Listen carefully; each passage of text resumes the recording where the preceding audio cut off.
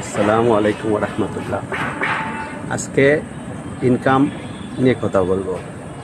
মানুষের ইনকামের দ্বারা দুটি থাকে, একটি ইনকাম অ্যাক্টিভ ইনকাম আর একটি প্যাসিভ ইনকাম।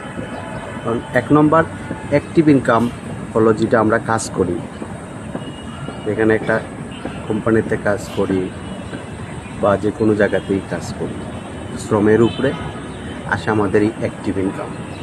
শ্রম না করলে অ্যাক্টিভ ইনকাম আসবে না।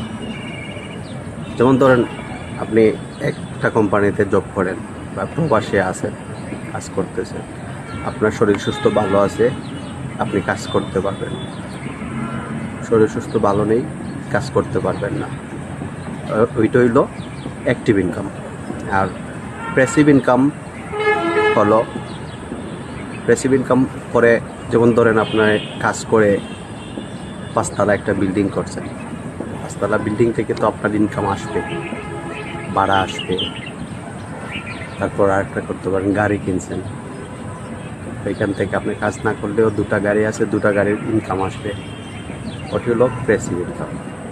সেম DXN এমন একটা প্ল্যাটফর্ম, এখানের মধ্যে আপনি প্যাসিভ ইনকাম করতে পারবেন। আপনার ইনকাম